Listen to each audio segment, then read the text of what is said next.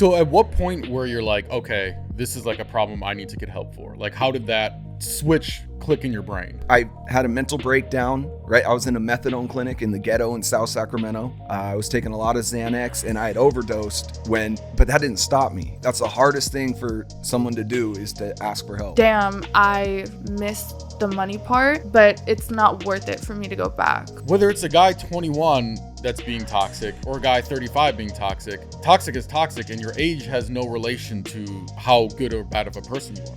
When you're old, right, and your skin's falling off, it's gonna come down to what's in your heart.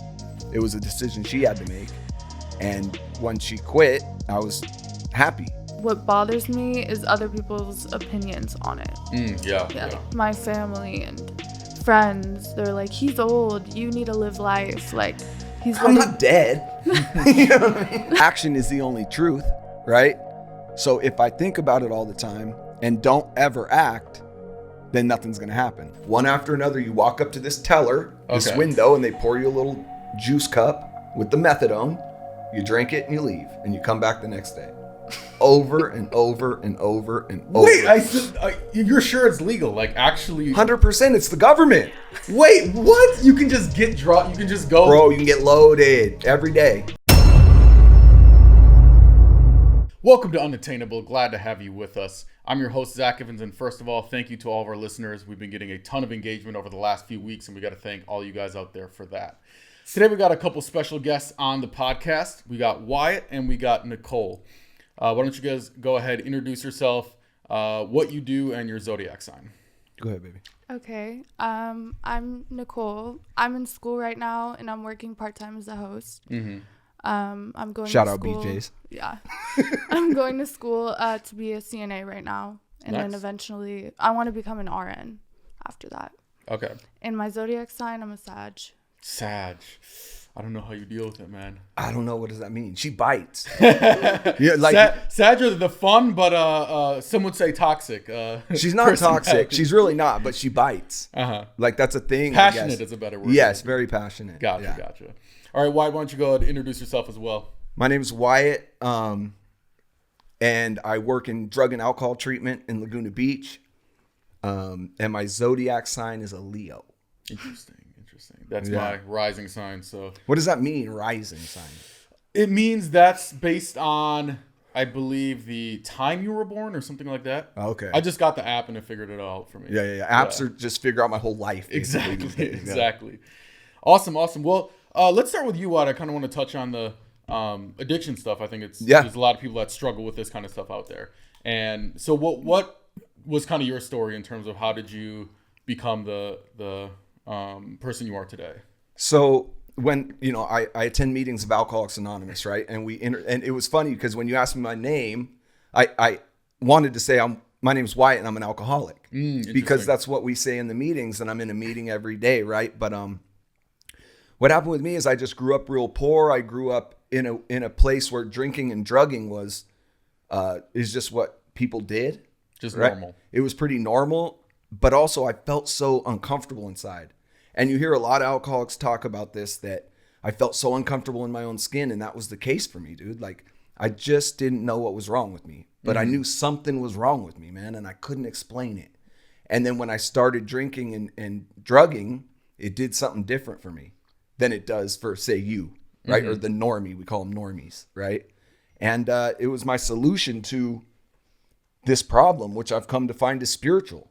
It's a spiritual problem. I was separated from God and a power that could, solve my problem. And so I went to treatment at 40 years old in Laguna Beach. And I just thought I was a loser, dude. I'm like, you're a loser. You're 40 years old. You got nothing.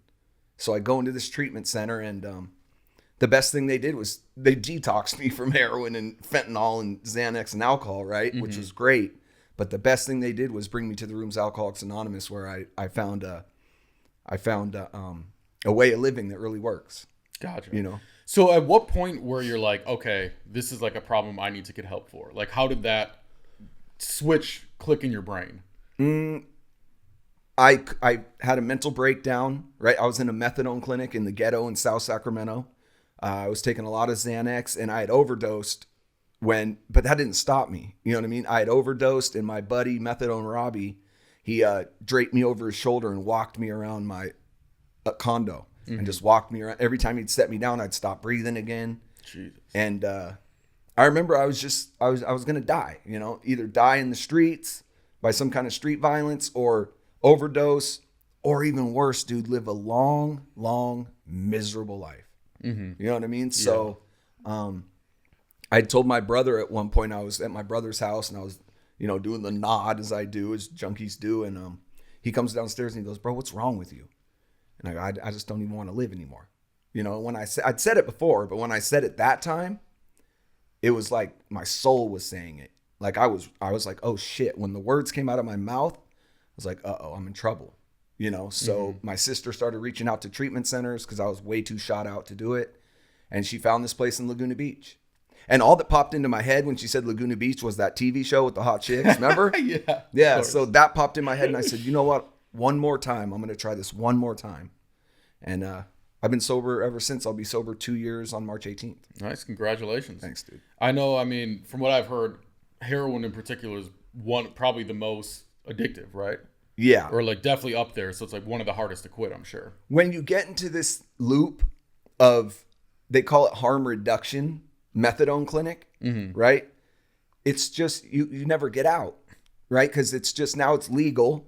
It's worse than heroin and you can still get high on top of it. So I had this safety net of a methadone clinic. And they're crazy, these methadone clinics, bro. You wake up at 5 a.m, you go stand in a line with a bunch of zombies, right? And you just stand there all weird and shit. And then they open it up and you walk in and it's just like at the DMV, dude. It's the DMV for junkies. Wait, but what do you mean it's legal? It's legal. It's a clinic.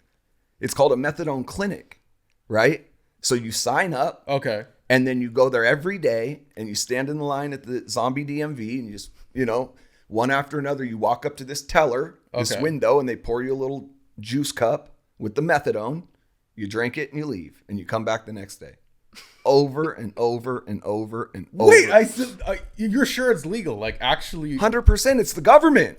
Wait, what? You can just get you can just go. Bro, you can get loaded every day. What is it's supposed to be for some kind of medical reason? It's supposed to be for addicts, right? Okay. So that you're not in the street shooting needles. They call it harm reduction. Okay. But it just caused me more harm and allowed me to keep using for longer and longer. But yeah, it's great. It's a thing. They got probably 50 in LA here. Yeah. So essentially they're saying, hey, instead of getting your drugs on the street and doing a bad needle and getting infected. Or robbing people because you don't got dope. Yeah. Right? Going back and forth to jail. Like, we'll just give you the drugs. Yeah. That's insane. And we'll give it to you with your like Medi-Cal and Medicaid. You know what I mean? We'll just hook you up.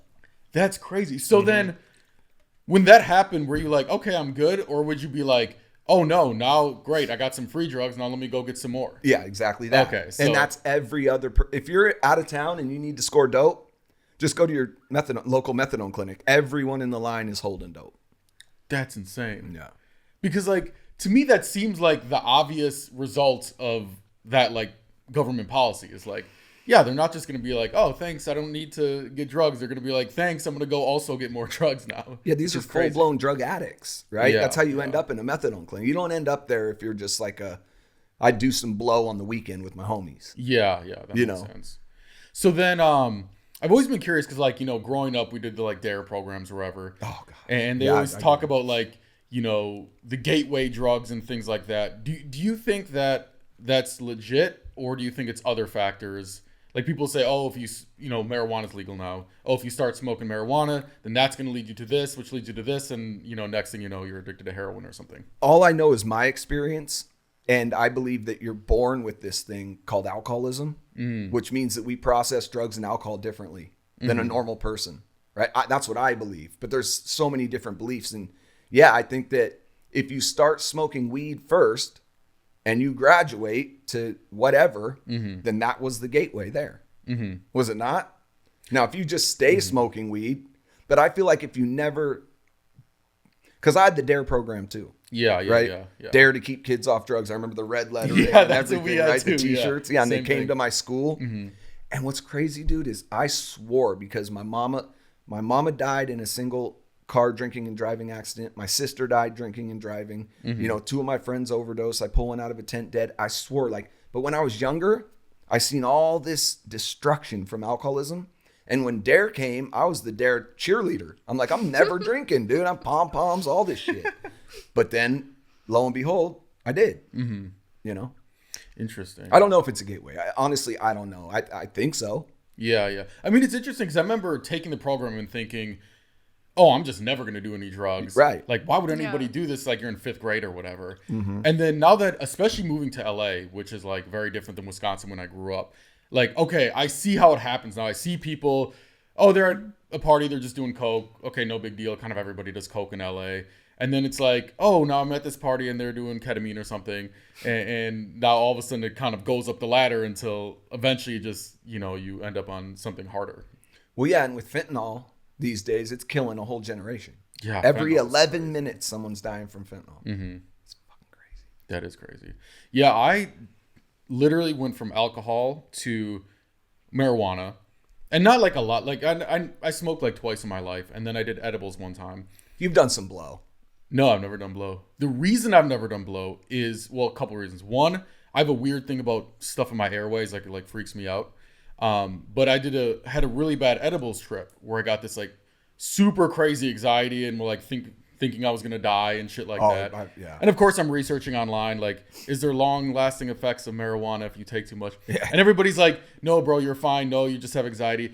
And there'd always be one comment that's like, I'm well, dead. Technically, if you're predisposed to like anxiety, you could have lasting effects the rest of your. I'm like, oh, that's me. That fucking one's me. But after that, I've always been like terrified of fucking drugs. And So, all my friends do drugs for the You've never most done part. anything but weed and alcohol ever? Yeah, nothing. Mushrooms, nothing? No. You must, bro. 10 out of 10. One of my good friends is like a shaman. Like he like is always people's first like mushroom experience, and they're always like, "Oh, it's such a great time because he like led me through it the right way." So maybe I'll go through him at some point. Yeah. Interesting. So what do you give advice to people if they feel like they're starting to get addicted? Like, what's like the biggest things that helped you? I had to hit a sufficient bottom for myself. You know what I mean? I had to hit a sufficient bottom and asking for help. Right? That's the hardest thing for someone to do, is to ask for help. And the stigma around it, oh, you're weak. You feel like a loser. You're a loser. You can't handle your liquor. No, you're sick. You're a sick person that needs help. And I'm here to help. You know what I mean? Anybody that I can. Along my journey. You know, we have these things called sponsors in the program, which is just a guy who guides you, right? Like a spiritual advisor, if you will. Awesome. Well, glad you turned that around. Sounds like you're doing pretty good for yourself now. So congrats. Thank you. Awesome. Let's move on to you a little bit, Nicole. What's kind of your story, you know, coming up, LA life, that kind of thing? So I myself, I'm also in recovery. Okay. I was addicted to fentanyl and Xanax for a good like 3-4 years. And I came to Orange County from San Diego. I'm originally from there. And right now I'm like struggling with being sober, like fully sober. I've cut like the Xanax and the fentanyl out, but like I struggle with like alcohol and ketamine and stuff like that. So I'm trying to like focus on staying like fully abstinent from everything. That's like where I'm at. Gotcha. Yeah, I know for me, alcohol, I definitely use it as a way to deal with social anxiety, which is probably not a good way to use it. You know what I mean? But like, I would be lying if I said, oh, I just like it because it's more fun, which it is more fun. But definitely there's that moment where you're like out at a party and you're kind of like feeling insecure and like, oh, well, let me grab a drink. Okay, let me take a shot, that kind of thing. For sure. I relate to that. That's like what I did. And now like I have like a little time sober right now off of everything. And like I can go out to the bar and it doesn't bother me just because I feel like I've reached a point to where I don't want anything to do with it anymore. You know? Does that make sense? Yeah, that makes sense. Yeah. Is that how you guys met through the recovery program? Yeah. Nice. That's a good way to meet, you know? You want to hear you the have whole like story? a partner into it. Yeah, go for it. Oh, God. All right. So, fuck. So I meet her at first at a meeting of Alcoholics Anonymous, right? And I'm like, damn, she's hot, right? So she had just You're got like Laguna paid off, baby. yeah, bro. I'm like, shit, the TV show's real, right? So I go up to her, and I'm working at a treatment center at this time in Costa Mesa. And I go up to her, and she had just took a 4-month chip, right? Meaning I've been sober for 4 months, and here's some, acknowledgement. And I said, hey, congratulations, on 4 months. That's awesome. I might have been sober like 6, 7 months at the time, right? So, and she's like, yeah, get away from me, you weirdo, basically. So I'm like, all right, fair enough. So I just leave, and I go back to work, and then I don't know how much longer later, but she relapses hard on fentanyl, overdoses, gets revived, all this shit, and comes back to the detox where I'm working. I'm working at this treatment center, and that's a no-no, right? Oh yeah, I bet. It's a no-no, and I get it, right? So she's on the detox couch, and I come in and I go, I'm glad you made it back.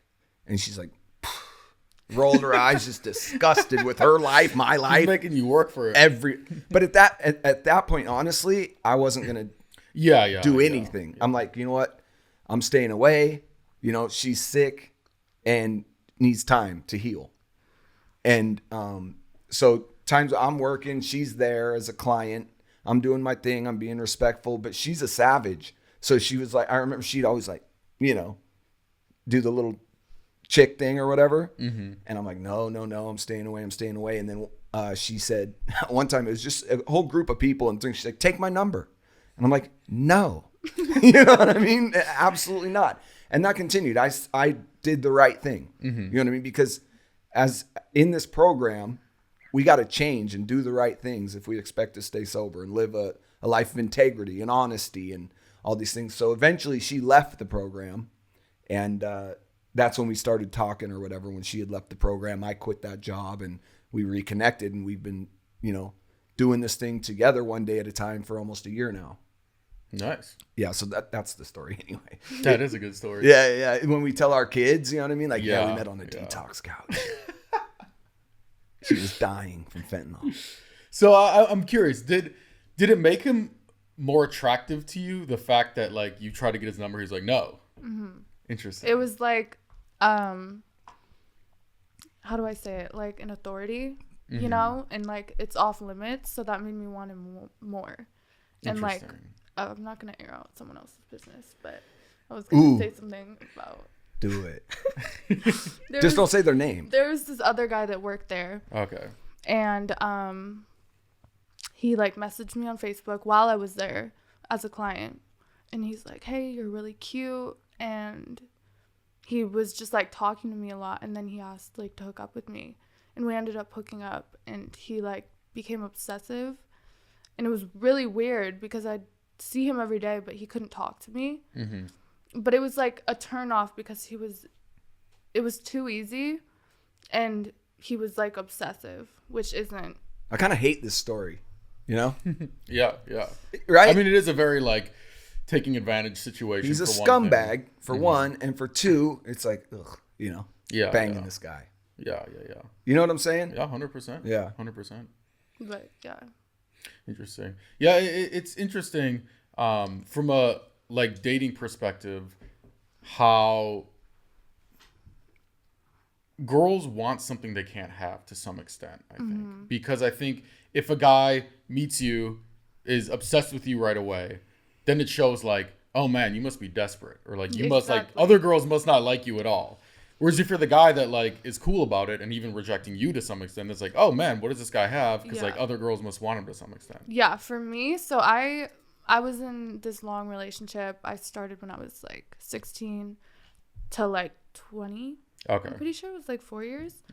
And I never was insecure. I didn't think about other girls. I trusted him 100%. And after that happened, he treated me horrible, like horrible. And I left. And my pattern of guys after that was all people that were unavailable. It was like I wanted him, but in another guy form. And so, like, I came out here and I started messing with this one guy. He was, like, 29 and... Old. And he would hang out with me, but just to hook up. and he would lead me on, and I loved it because I was like, I'm gonna get him eventually. And so it's always like a game. And then when I met him, Wyatt, it wasn't like that. And what initially had me interested was his personality and kind of the fact that he had like authority over me. And so we started hanging out, and he like told me early on that he had feelings for me, and I was like, not when you were in treatment. No.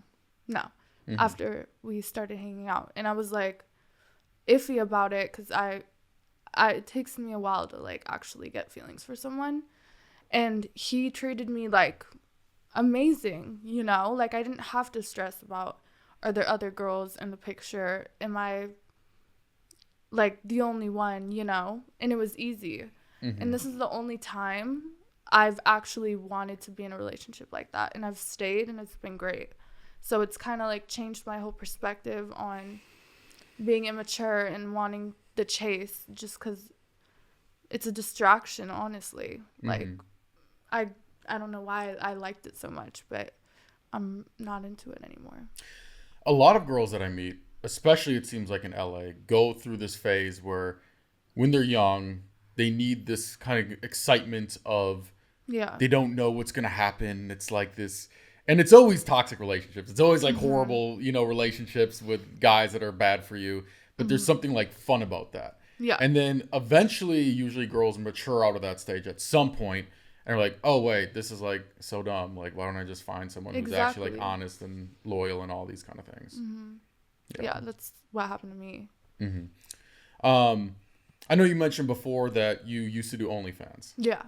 How did you get into that, and what made you get out of it? How did I get into it? I was 18, and I got like a kind of like a large following on Instagram because I was doing TikTok at the time. And people were like asking me like, hey, I'll pay you like $100 for feet pics, or like I'll pay you for this, for that. And then I'm like, oh, I can do an OnlyFans. And I feel like a big part of me doing that, like, and going through with it without asking like my parents or anything, is because my dad was not there. Like, he was not in the picture really. And that's what I wish that I would have, like, you know, like talked it out with him about doing OnlyFans, because I regret it. I see. Like, a lot. That's something that, and people ask me all the time, they're like, are you still doing it? Are you still doing it? And I'm like, no, like, it doesn't fit who I am anymore. Like, when I was high, it was no problem. I was making all this content and doing whatever because it was easy. I didn't have to really think about it. But like, when you're stone cold sober and you're like doing things that are kind of not really, how do I say it? Like, they're against my morals now. And I was doing other things similar to that, like for money, you know? Yeah. Did you start OnlyFans in kind of the 2020 COVID era when a lot of people started? Yeah. Okay. Was there, because I find there's two types. I know a lot of girls who do OnlyFans. I used to own this company in the modeling industry. And a lot of them ended up, especially in COVID crash, they all needed money, and a bunch of them did OnlyFans. And there's typically two types. Some do it because they're like, oh shit, I can make a ton of money off this, you know? Yeah. And then there's the other type who like genuinely like sees it as an art form. They're like super free spirited sexually and stuff like that. And I tend to find most girls are in the kind of like, oh, this is good money. Yeah. It's way easier than like, you know, working as a server or whatever, or, you know, getting a degree or something like that. Were you making good money off of it? Yeah. And I got addicted to the fast money, you know, like right now I'm part-time at this restaurant and I make $15 an hour. And it's like, Shout out BJ's. It's like, damn, I missed the money part, but it's not worth it for me to go back, if that makes sense. Yeah, for sure. Yeah. And was it more you didn't enjoy doing it, or were you worried about like your pictures being out there and that kind of thing? I wasn't worried about that because that's what wasn't what I was focused on. But now, like, I regret that you can search my name up and you can see my vagina. You know what I mean? Yeah. Like, I don't like that at all. And yeah, that's my, like, that's How much do they pay for a feet pic? Yeah, what's the most you ever got? Babe, you think I could get money for my feet? Oh, you should see his feet. Oh, bro, check these out. These are custom 1981s, bro. Look at this. Custom 81s, bro. I'm telling you. They're bad. What do you mean bad, dude? We're going to fucking get rich on... Look at these. Oh man, the arches. Bro, what's with this though? The flying V like the Mighty Ducks? Well, you have a niche audience here, like, people are I think people are gonna start signing up. It's like they're throwing gang signs, bro. Why is this one going that way and that one's going that? That's crazy, bro. So hit me up if you're into this weird shit. It's crazy how much girls can make off feet pics and kind of some weird stuff. Like, there was this guy who would like pay for my pedicures whenever I'd ask. People would pay a lot for feet for whatever. There was this one time this guy was like, I'll pay you $100 to like lay like a cooked pig. I swear to God, like a ham, and just lay there. Yes. And I was like, okay, let's do it. That's crazy. Yeah. What is that the craziest request you've gotten in terms of like, oh, I want you to do this, or like what are some other always ask weird for that. ones? Oh my gosh, my memory is so like fogged just because what I was doing. But I want to say that's one that stuck with me. Obviously, like dirty underwear, like basic stuff like that. I mean, I think that's kind of weird. What about poopies? No, I never got asked for like There was stuff. some girl who would fart in a jar, and she made millions off this. Like, she would fart in a jar and like ship it to people. And they would pay like $200 for like a jar with her fart. It's so crazy. Really? Yeah. Was it that Bella Delphine girl? I can't remember her Bro, name. I toot all the time. I could get rich. Yeah, man. But no one wants my toots. You have to they want her toots. You have to have titties, I think. I know. That's What if prerequisite. I get bolt-ons? Hey, there you go. Get some fake ones, Yeah. My toots become way more. I tooted in the car down here and it was raining, so she couldn't roll the windows down. Torture right there. No, so we have this thing to where she wants me to ask if I toot. Is that a sexual thing or no? What is it? Just funny? Yeah. And then sometimes I'll toot and she'll be like, "You didn't ask." That's funny. We have a weird relationship because I'm older than she is. Yeah. You know what I mean? By a significant amount. Is this the first time you've dated someone older? For this long. Okay, gotcha. Yeah. Does it ever bother you, or you're right into it? Or like, did it at first? No, it never bothered me. What bothers me is other people's opinions on it.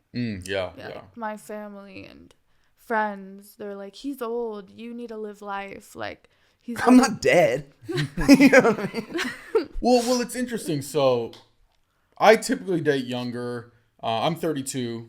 Typically, I date girls kind of like 23 to 26 is my normal. But I've dated girls who are 18, or not 18, but 19, 20. My co-host, he's 35. He's not here today. But he recently was dating, well, he still is, a girl who's 18. And he gets a lot of heat for it. And he has an interesting thought on it where he's like, okay, why is it bad to date a girl who's younger? And then, like we had a couple girls on the podcast and they said, oh, well, you're going to take advantage of this girl, blah, blah, blah, blah, blah. And he's like, do you think a guy who's 21 could take advantage of a 19-year-old girl and give her trauma and give her all these bad experiences and be toxic? Of course. And it's like, yeah, of course. So whether it's a guy 21 that's being toxic or a guy 35 being toxic is toxic, and your age has no relation to how good or bad of a person you are. Yeah, I think so too. Yeah. And in fact, being older might give you more kind of like knowledge and intelligence and wisdom on like how to treat people. Well, and I've told her from the beginning, like going back to the playing games, right? And keeping you, I told her, I don't want that. You know what I mean? I've grown past that. And if being vulnerable and insecure and jealous and being upfront and honest about these things turns you off and you don't want any part of it, I understand, but I'm not willing to change who I am inside. Yeah. You know what I mean? I'm going to be me at all costs so that I can be happy. And I believe she's my person, But if not, I'm not going to change and be like, oh, I'm not texting her back for 3 Yeah, hours. yeah, No, yeah. I'm on it, babe. What do Yeah. you need? But I'm not gonna lie, that shit works, bro. Well, The game. It might. I wish it didn't. And it could. And it could, but it's not what makes me happy. Yeah, I understand. You know what I mean? And I'm chasing happiness. But ironically, like you doing what you did, like for example, when she was trying to get your number, you said no.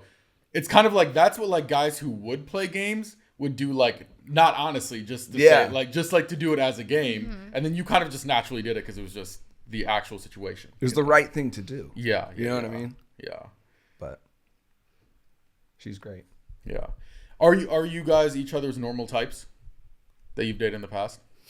No. No. What was your normal type? Better looking. Don't say that. No, because, look, her face and my face, we got different faces. This is a weathered face, right? Her face is like an angel. Mm-hmm. But I truly believe that when you're old, right, and your skin's falling off, it's going to come down to what's in your heart. Mm-hmm. Not what your fucking perfectly symmetrical face and big chin and all this shit. You know what I mean? Like when I'm wiping your old ass and you're wiping mine, all that's going to be out the window. Mm-hmm. So what do we have here? Mm-hmm.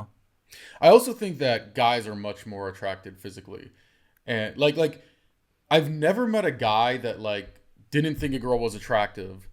And then like, oh, after I got to know her, and then like she won me over with her personality, and now I think she's attractive. It's very rare. It's like I don't think I've ever seen it, but I've seen tons of times girls say, "Oh, like I met this guy, I didn't think he was attractive at first, but then he was just the way he carried himself and his confidence, and he was intelligent, and he treats me this way." And then all of a sudden they like develop an attraction, which I don't think it happens much the other way around. Another thing that makes me not a normal person she would date is she's always dated guys financially in a different atmosphere than me. As in rich guys? Rich guys. Gotcha.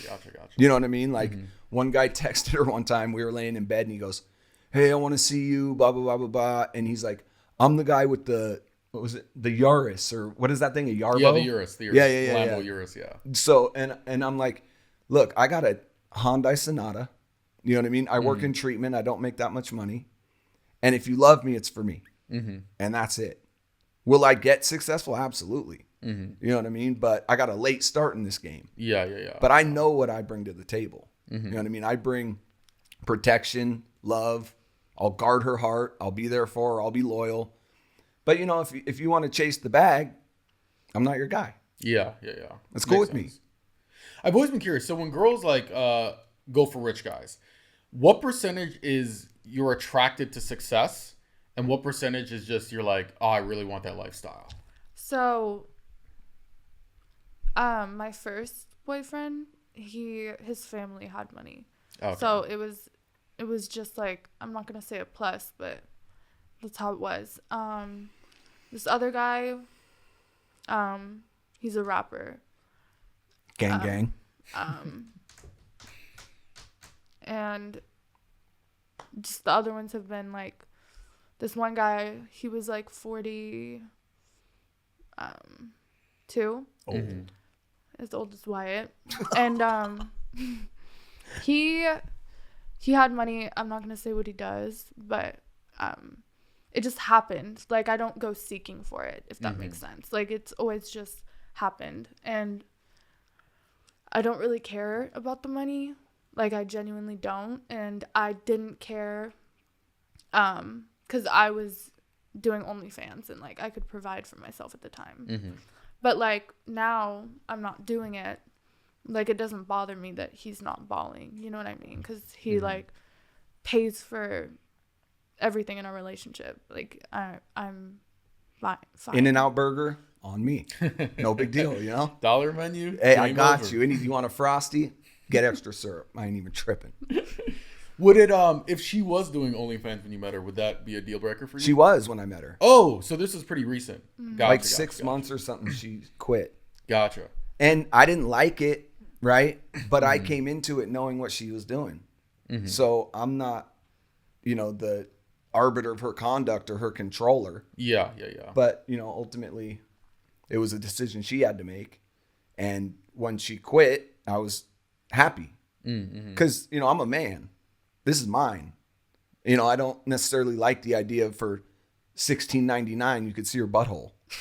You know what I mean? Like, bro, that's crazy.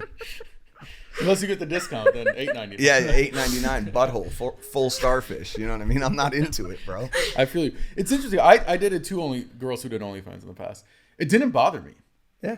It would have bothered me if they were with other guys on camera or something like that. But if it was just pictures, like, it almost made me feel like, from a selfish standpoint, like, boosted my ego of like, there's all these guys out here willing to pay just for a picture of my girl. Yeah. But they don't get her. She still comes home to me. Like, it was kind of that. Like, I felt like I was like king of the simps. You know what I mean? Like, bow down to me, Yeah, simp. I am your leader. Yeah, It's kind of like that, you know. But it was interesting. Was that one of the reasons too that you decided to quit? Yeah. Yeah. Like being with him. Yeah. Yeah, for Okay. sure. Yeah, because he like expressed to me he wasn't comfortable, and I mean, I just wanted to make things work, so I was like, yeah, I wasn't really into it anyways. Like, I had this manager that bugged the fuck out of me, so I was like, whatever, you know. And so now, do you guys live together? No, not Okay. really. She's in a sober living, and I have my own place, but we're basically together every night. Okay. Yeah. So she stays at my house almost every night. So when you say he pays for everything, does that mean like rent and stuff too, and like bills, or just you're saying just No, like, going I out don't to have eat? rent. Oh, okay, because Yeah. it's in the sober living. Yeah. Thing. Gotcha. We're in this thing together. You know what I mean? Whatever Yeah. that looks like. You know, I'm good financially. Like, I make good Yeah, money yeah. at my job, but I don't make, I'll pay your rent, pay for all your car, your hair, your nails every time. I don't make that kind of money yet. You know what I mean? So, but, you know, like dating stuff, yeah, we're going to the movies, we're going to a nice dinner. We do whatever we want. Yeah. You know, besides like, hey, jump on my private jet and we're going to Tahiti. No. Yeah. Well, it's the reason I ask is there's interesting. One of my friends, she's big into like the sugar daddy scene, right? So she has like 8 sugar daddies, and this guy pays for her rent. This guy like buys her purses. It's like have you seen the Avengers? It's like maybe a long time ago. Oh, okay. It's like the Infinity Stone. She has Yeah, like, I know all the that. Infinity Stones of the sugar daddies. You know what I Right. mean? Okay. And so I'm talking to her one day, and she's like, Zach, you know you're a sugar daddy. And I'm like, what do you mean? And she's referring to if I'm traveling and I'm taking a girl, I'm always paying for her flights and her whatever. You know what I mean? And she's like, yeah, every guy pays for something, right? Some guys it's drinks. Sometimes it's dinner. Some guys are, you know, trips. Sometimes it's bags. Sometimes it's rent. And she's like, Zach, every guy's a sugar daddy. It's just what kind of sugar daddy you are. And it's interesting, and I'm curious on your guys' perspective, because your relationship doesn't come off at all like a sugar daddy relationship, even though you're a lot older. It just comes off like a normal relationship, but obviously you're paying on dates and stuff.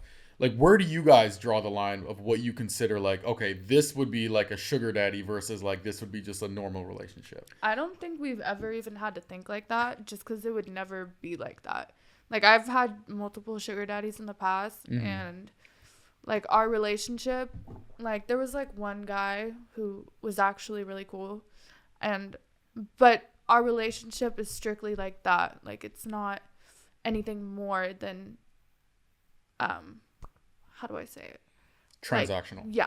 Okay. Yeah, transactional. Interesting. I think that if there's a relationship and there's love, there is no sugar daddy, right? I love you. If I can pay for it, I got you. I see. It's not transactional. You know what I mean? I don't want anything from you, right? You're just my person.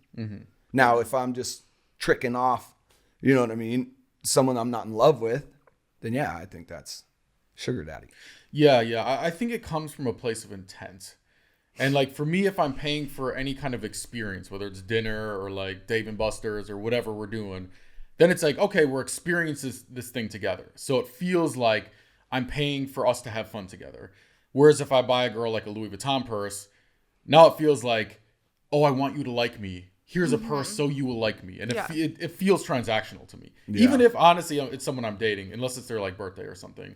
But even for that, I usually, would go more a low-key gift or something like that. But I think everybody has a different kind of like bar of what they set, I would buy her anything in the world if I could, right? That she wanted, but she's not like that. Mm-hmm. She's not, and that's what I love about her is it's not about the money, man. The money doesn't make the man. Mm-hmm. It just truly doesn't. It gives you some freedom and some opportunities to do some things, Mm-hmm. but it don't make the man. It doesn't make the man's heart. Mm-hmm. Yeah, I actually think that girls get a lot of heat also for saying, oh, she's a gold digger or something like that. When I think a lot of it is actually just the marketplace of, okay, if you're a beautiful girl, you're just getting invited to shit all the time, right? So you're getting invited to yachts and mansions and cool shit. So then you end up at these parties with yachts and mansions and you end up dating a rich guy. And it's like, yeah, but that was just because you happened to be in the same place as him. And then it just ended up, it's just a logistical thing, if anything. Yeah. I never been like, oh, you're a gold digger. I've got no gold to dig. You know what I mean? So it has never been my experience, but I don't look at her as a gold digger for dating these guys or whatever. It's where you were. It was the time in your life. It's a thing, Mm-hmm. you know, but girls get a bad rap anyway, especially beautiful ones. Yeah. You know? Yeah. So. Yeah, people don't understand, like, don't get me wrong, there's a lot of perks of being a beautiful girl, for sure. Free drinks, free dinners, free trips sometimes, you can promote her things, whatever. But there's also, like, a level of, with all the opportunities, comes these invisible strings attached, right? And people don't realize, yeah, you get this for free, but you're kind of expected to act a certain way, or you're you have expectations laid on you at the same time. Mm-hmm. Yeah, like, I was at the strip club in San Bernardino last week, and like this guy's like, come in my section, like this, that, and then I'm like, I know what he's gonna want me to do. Like, there's always an expectation behind like those actions of being invited somewhere, or whatever the case may be. There's always like an expectation, you know. Yeah, that makes sense. All right, let's move on to a different topic. Manifestation. What do you guys think about manifestation? I often, because I live in Laguna Beach, right? In an apartment, a little apartment. And I believe manifestation, I believe your thoughts can become your reality. You know what I mean? So I have this old guy, Jerry, that I take care of. And not for money or anything. He's just, we call him old timers, right? In the rooms of AA. And I help him and I go to his house. It's up on the hill. It's this beautiful house. And there's one around the corner. And it's got a stone entrance. It's like a half circle. And it's just beautiful. And I'll park outside of it and I'll close my eyes and I'll see myself, you know, putting the key in the door and manifesting myself into this home. You know what I mean? And I don't know what it is. I also believe in writing things down on paper and making them real. You know what I mean? And yeah, I believe it's a thing. I believe that if you think it enough, then your feet are going to start going in that direction because it's all you think about. And sooner or later, little by little, step by step, stone by stone, you could build it. But if you're not manifesting it or ever thinking about it, your feet aren't going to go in that direction. Interesting. So you believe it kind of almost in a practical sense of like, you think about it, that leads to the actions leads to results. And then it's kind of like that. Yeah. Okay. Interesting. What do you think about it? I honestly don't really believe in it. Like, I only believe in like negative, kind of like karma. Like, I kind of relate those two. Like, I know karma's real because I've experienced it, but manifestation, I've never really like been interested in it. Yeah, I see it the way you see it, which is kind of like, okay, if you're constantly thinking about something, then it's always on your mind. So then you're setting goals and then you're excited about it. So you're taking actions toward those goals. And then eventually it happens, you know, as opposed to you think about it and then the universe just, you know, drops magically on your head, free stuff. Well, action is the only truth, right? So if I think about it all the time and don't ever act, then nothing's going to happen. But being that that's what I'm thinking about, I just unconsciously go towards that action. Yeah.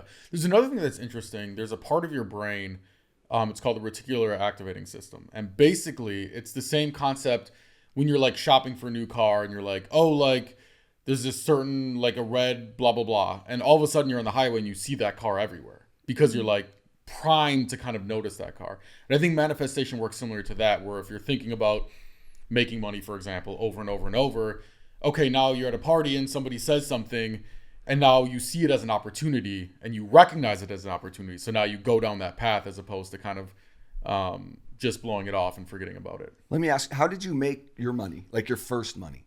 Are you rich? I do well for myself. Like a millionaire. Yeah. Okay, and how did you start that? I started a YouTube channel where I teach piano lessons.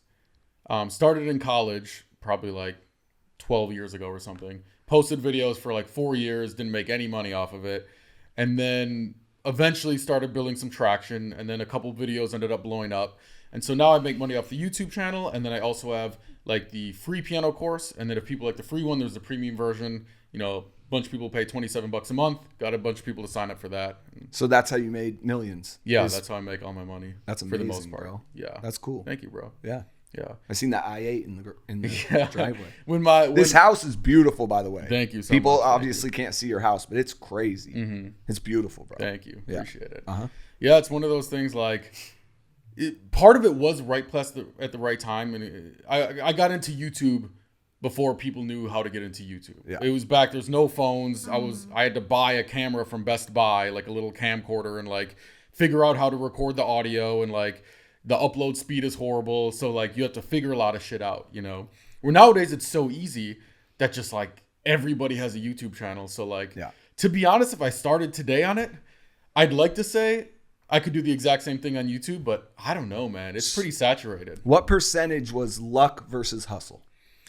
It's hard to say. I'm a big believer in as long as you hustle, you'll make it eventually. Yeah. It might be 2 years, it might be 15 years, but I think the hustle, eventually you just outwork everybody. Eventually you're going to make it.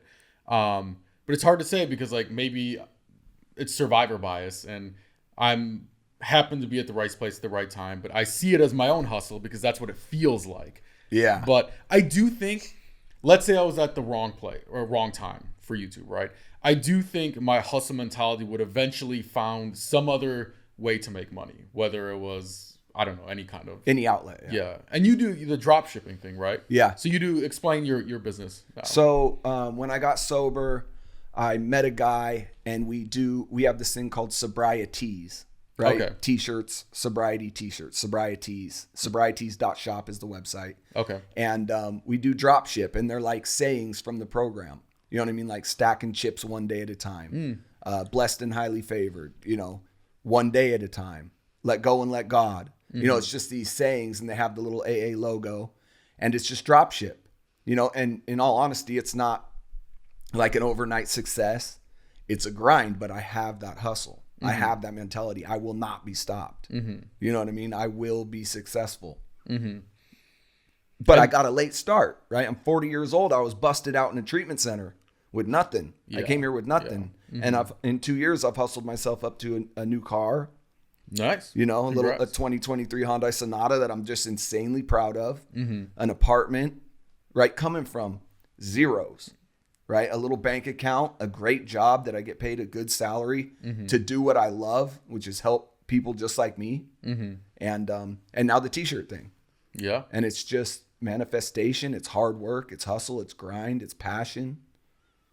Yeah, I mean, it sounds like a smart business idea because if someone's going through recovery, hey, what's another step I can do to make things even stick in my brain more? Okay, now every time I look in the mirror, I see the shirt. Now people ask me about the shirt. I explain it. It keeps me in that mindset of being sober. You know? Awesome. Well, we're about out of time, but this has been very fun. Yeah, bro. Where can people find you? I know you said your website, but any other Instagram, TikTok you guys want to shout out? Yeah, I have everything is sobrieties.